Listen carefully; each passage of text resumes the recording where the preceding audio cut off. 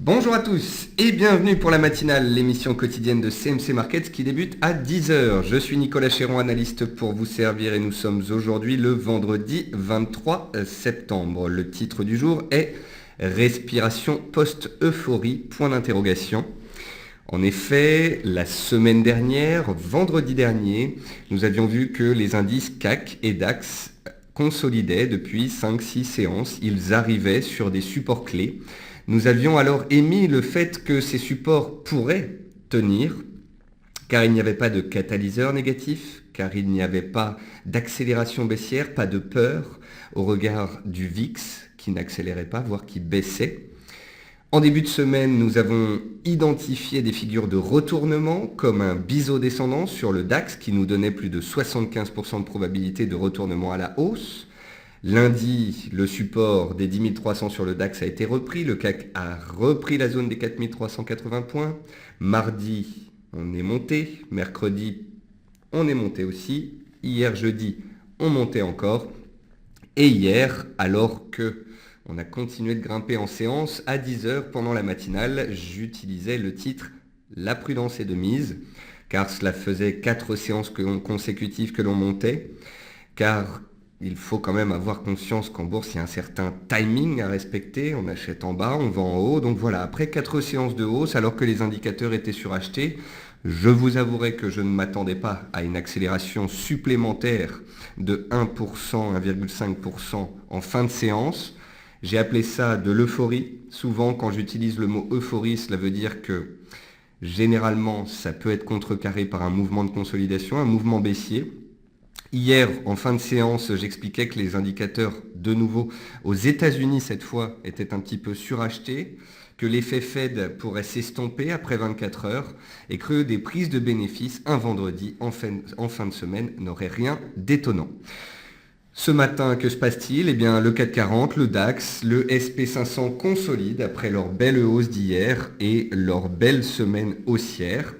Je ne parle absolument pas de retournement baissier, il n'y a absolument pas de peur. Tout simplement, aujourd'hui, vendredi, on consolide les gains de la semaine. On a ce matin les indices PMI en Europe, un indice PMI cet après-midi aux US. Ce sera, je pense, une fin de semaine calme. Sur les indices, je pense que 99% de la semaine a été faite, 4 séances de hausse, une séance de conso. On devrait donc se stabiliser.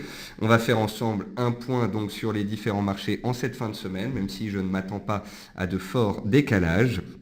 Et puis par la suite, j'irai au salon du trading et peut-être que je croiserai certains d'entre vous. Bienvenue à tous ceux qui nous rejoignent en cours de route. Je salue également tous ceux qui nous regardent sur YouTube. Voici un avertissement sur les risques avant de commencer, un avertissement sur donc le caractère purement informatif de cette présentation et les CFD. Je vous invite à en prendre note. Vous pouvez en haut de votre écran utiliser les fonctions de chat et de questions-réponses pour pouvoir converser avec moi tout au long de cette émission. Comme tous les matins, nous allons voir ensemble les actualités marché, macro, actions, les statistiques économiques passées et à venir, une figure graphique reconnue par la plateforme de CMC Markets et bien évidemment, je répondrai à vos questions. Alors, en termes d'actualité marché, le DAX a atteint 10 700 points hier, soit 80% du potentiel haussier dans son range 10 300, 10 800, identifié lundi. Souvenez-vous, donc on avait vu que le DAX en journalier était dans un range 10 300, 10 800. On avait vu qu'en données 4 heures, il était en train de s'échapper d'un biseau descendant. L'un biseau descendant a une probabilité de retracement de 100%, qui donnait un objectif théorique à 10 800 points. On est passé de 10 300 à 10 700 en l'espace de 4 jours. On a réalisé 80% du potentiel du range. Est-ce qu'on ira chercher la borne haute à court terme aujourd'hui ? Ce n'est pas évident. Donc voilà, pour moi, le mouvement de la semaine est potentiellement terminé. Le Nasdaq 100 inscrit un nouveau record historique à 4 895 points. Aucun signal baissier aux USA. Retenez bien que je parle aujourd'hui d'une respiration, d'une consolidation, de prise de bénéfices et non pas de retournement. Pour l'instant, les indices restent parfaitement haussiers, notamment aux États-Unis. En Europe, on est peut-être un peu plus dans des scénarios de range de court terme comme de moyen terme, ne l'oublions pas. Pour corroborer cette complaisance, cet appétit pour le risque, eh bien hier le VIX perdait 9,62%, confirmant un appétit pour le risque qui reste fort. Étoile filante à noter sur le sucre brut, après une hausse discontinue de 120% depuis juillet 2015. Donc le sucre, j'avais écrit l'année dernière une analyse qui disait vous prendrez bien un sucre. Je mettais dedans en avant un biseau descendant qui avait duré 4 ans. C'était historique, c'était très puissant. Et donc voilà, on a gagné 120%, très beau parcours du sucre. Par contre, à noter, une étoile filante hier, c'est un chandelier potentiel de retournement baissier, ce qui annoncerait peut-être la fin du mouvement haussier ou du moins une correction de court terme. Et puis l'or et l'argent font face à des résistances à 1345-1350 pour l'or et 20 $ pour l'argent. Je vous ai montré ces configurations en triangle ou en drapeau sur l'or et l'argent. On a vu ensemble que la Fed avait fait baisser le dollar mercredi et c'est ce qui avait permis à ces métaux précieux de s'apprécier. Néanmoins, on est dans des figures de consolidation. Si on casse les résistances, certes, je serai factuel et on pourrait connaître des accélérations. Mais attention, tant que ça ne passe pas, une rotation à l'intérieur de ces figures, une consolidation, est tout à fait envisageable. Côté actualité macroéconomique, Boris Johnson s'attend à une mise en place du Brexit début 2017. Donc on a de plus en plus d'annonces à ce sujet concernant janvier, février pour la mise en place du Brexit. Je vous rappelle que le Brexit, de toute façon, mettrait 2 ans à se mettre en place. On a fait un webinaire hier soir pour le Brexit. J'espère que ceux qui étaient présents ont apprécié. Le secteur de l'immobilier perd 12% depuis le Brexit, les minières gagnent 27% d'après Bloomberg. Et puis c'est la 33e semaine consécutive de sortie de capitaux en Europe avec 1,8 milliard de dollars selon Bank of America Merrill Lynch. Donc ça montre bien et vous comprenez bien pourquoi on a des indices émergents qui se reprennent depuis le mois de février, des indices américains qui caracolent en tête des performances et l'Europe toujours à la peine car les capitaux continuent d'en sortir. La raison en est simple, en Europe il y a des risques politiques avec la Grèce, avec le Brexit, avec l'Italie bientôt et puis l'année prochaine les élections en France et en Allemagne. Pour la première fois depuis décembre 2015, donc c'est un bon point, mais à tempérer. Le panel interrogé par Bloomberg revoit à la hausse son objectif à 346 points sur l'Eurostoxx 600 après 8 mois consécutifs de détérioration du consensus. Alors c'est bien gentil que le consensus passe de nouveau haussier, mais je vous rappelle que depuis les points bas du Brexit à 3900 points sur le CAC 40, ce dernier a déjà repris 10-12%. Donc c'est bien gentil de passer haussier après 12% de hausse, mais c'était en bas qu'il fallait être acheteur et pas tout en haut. L'INSEE indique que le PIB français a reculé de 0,1% au deuxième trimestre et j'attends donc avec impatience de voir comment la France va créer 1,5 à 2% de croissance en 2016 comme nous l'ont promis de nombreux officiels et de nombreux économistes sur BFM. Côté entreprise, Airbnb se valorise désormais à 30 milliards après une levée de fonds. Baccarat annonce un résultat net part du groupe de moins 3,9 millions d'euros contre moins 0,9 millions un an plus tôt. La SOGÉ attend le rejet ou non de la demande de compensation envers Jérôme Kerviel et l'État a dit qu'il en prendrait note parce que je vous rappelle que l'État avait donné un crédit d'impôt de 2,2 milliards d'euros payés par le contribuable à la Société Générale parce que cette banque avait été victime d'un méchant trader. Donc voilà, on attend avec impatience de voir comment cela va se passer, car l'État pourrait être susceptible de demander tout ou partie de cette somme à la Société Générale. SQLI a publié au titre du premier semestre un résultat net part du groupe de 3,4 millions, progression de 183%. On comprend donc le beau parcours d'SQLI sur ces derniers mois. Et puis Trigano a publié pour 2015-2016 un chiffre d'affaires de 1,317 milliards en hausse de 22%. Belle performance. Côté meilleure et moins bonne performance du CAC, vous pouvez voir quelques petites hausses, vous pouvez voir que les baisses sont un petit peu plus accentuées et tout simplement cela signifie qu'on est dans une consolidation de court terme. Côté statistiques passées, hier on a eu des ventes de logements anciens en baisse aux US pour le second mois consécutif, mais le nombre de personnes s'inscrivant aux aides au chômage, lui, était au plus bas depuis juillet. Ce jour, donc à 10h, les estimations PMI, 14h30, les chiffres d'inflation au Canada et à 15h45 pour terminer la semaine, le PMI manufacturier aux US. Côté figure graphique, c'est la même que je vous montre depuis lundi. C'est un biseau descendant en données 4 heures qu'on avait identifié ensemble. 75% de chances de sortir du biseau par le haut. On avait vu par la suite que des respirations pouvaient avoir lieu. Et puis hier, je suis devenu un peu plus prudent après 4 séances de hausse. Je n'avais pas anticipé cette belle accélération. Il est vrai que en l'absence de mauvaises nouvelles, bonnes nouvelles, les acheteurs ont gardé la main. Et puis comme je spécifiais hier en fin de journée sur Twitter, il est légitime que désormais on respire, on prenne des bénéfices après ce beau rallye haussier. Donc 80% du potentiel de ce biseau a été réalisé. J'attendrai donc la prochaine configuration graphique pour vous en parler. On passe sur les indices et vous l'aurez compris, je n'ai pas grand chose à vous dire aujourd'hui. On a enchaîné 4 séances de hausse. Hier, j'expliquais que je n'étais absolument pas baissier, mais que la prudence pouvait désormais être de mise.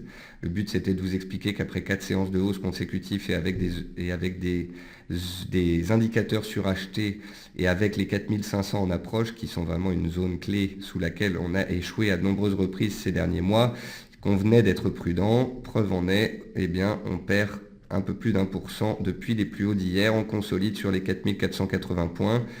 Vers 4460, 4470, on a les 50% du chandelier d'hier, donc on peut encore aller chercher un petit peu plus bas. Voilà, pour moi la semaine est terminée, on a eu un mouvement haussier violent, un objectif pratiquement atteint à la hausse, c'est les plus hauts à 4550 en cours de clôture. En fait, on s'est arrêté à 4530 qui avait bloqué en août, mais également en mai. Donc c'était une belle zone. Et je vous rappelle qu'à moyen terme, le CAC est dans un range.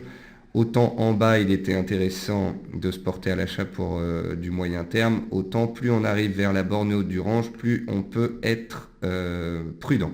Et à court terme, c'est le même schéma, on est dans un range de court terme.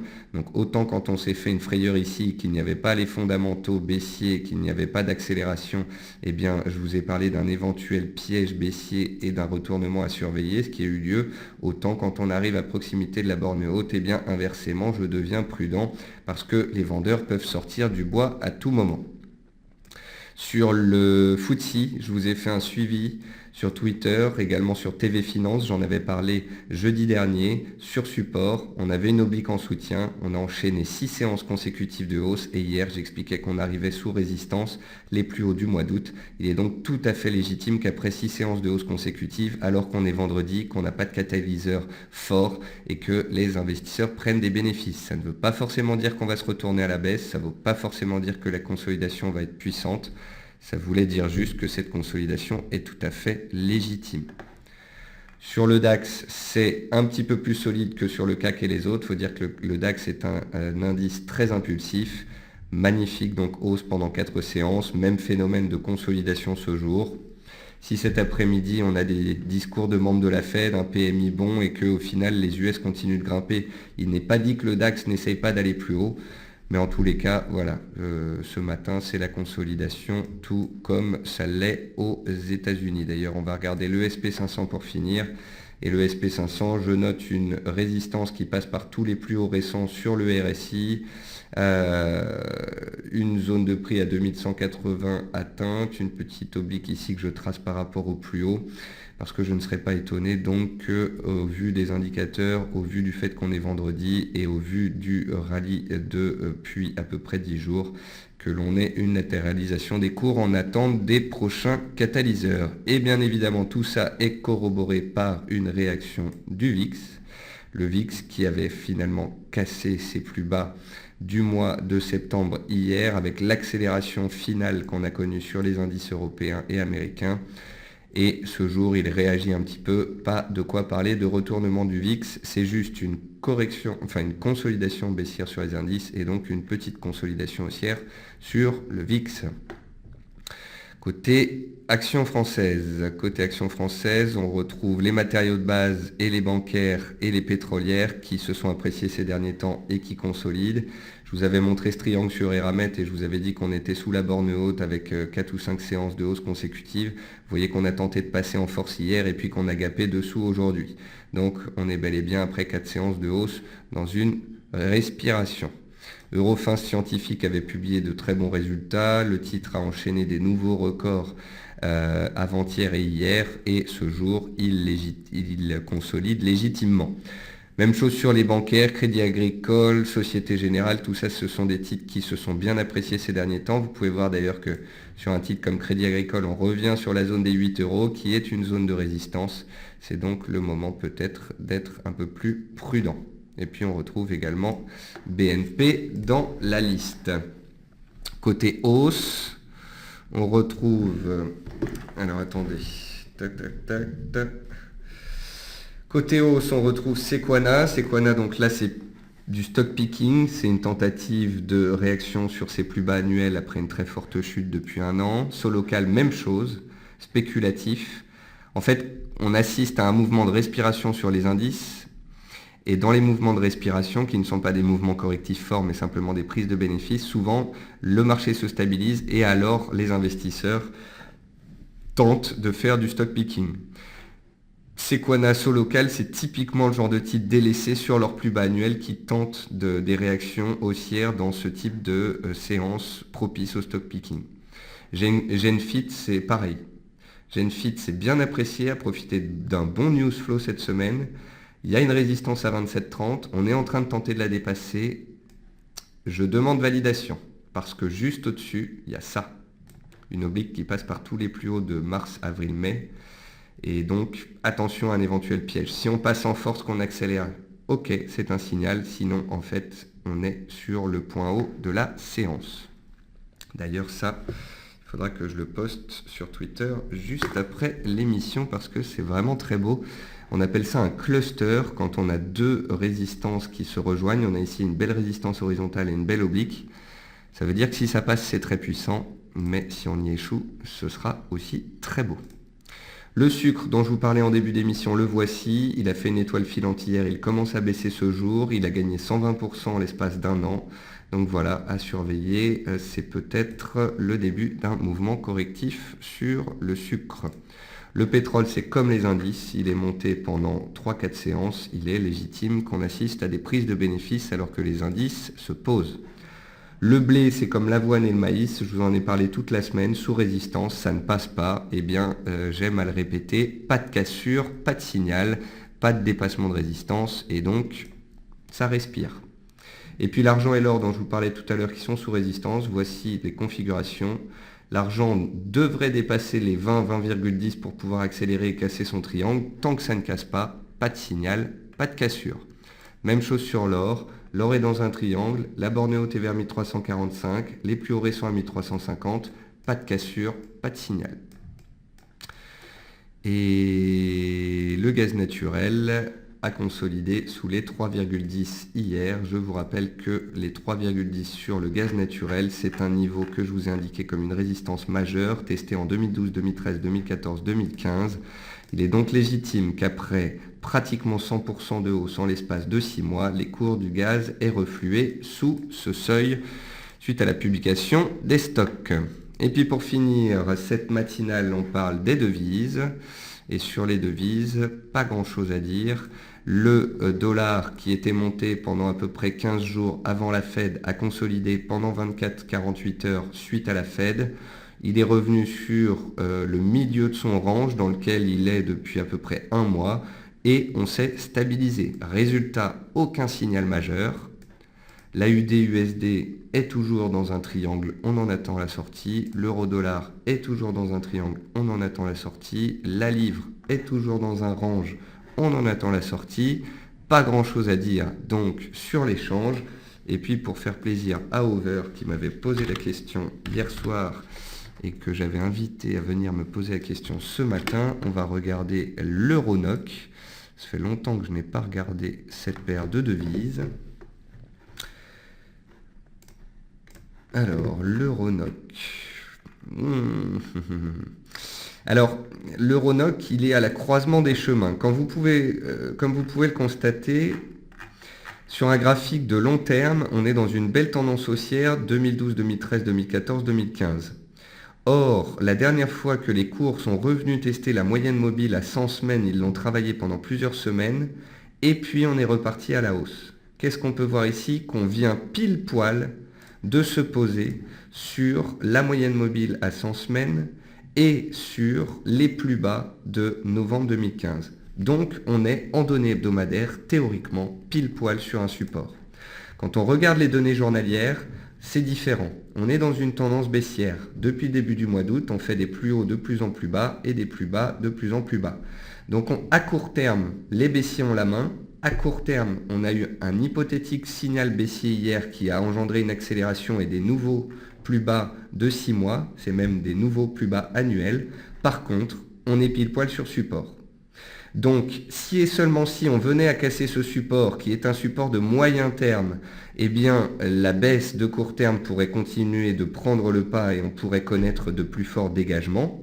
Par contre, attention, si on venait à tenir ce seuil de très court terme, alors on validerait la pertinence du support de moyen terme, de la MM100 semaine et du niveau horizontal datant de novembre dernier, et ce serait à ce moment-là un hypothétique point bas, source d'un rebond de moyen terme. Donc on est pile poil sur ce seuil, c'est un seuil clé. Bravo Over pour avoir trouvé cette configuration. À vous de voir si vous attendez donc une stratégie baissière, de voir si on casse le support pour pouvoir engager peut-être des ventes, ou au contraire, si le support tient et que vous constatez un chandelier de retournement à la hausse, de potentiellement le mettre à profit. Voilà. Sur ce, écoutez, je vais finir la matinale et la mettre en ligne. Je vais ensuite filer au salon du trading. Je vous souhaite à tous une bonne séance, un bon appétit, un bon week-end. Et je vous retrouve en forme lundi 10h tapante pour la matinale. Bonne journée à tous.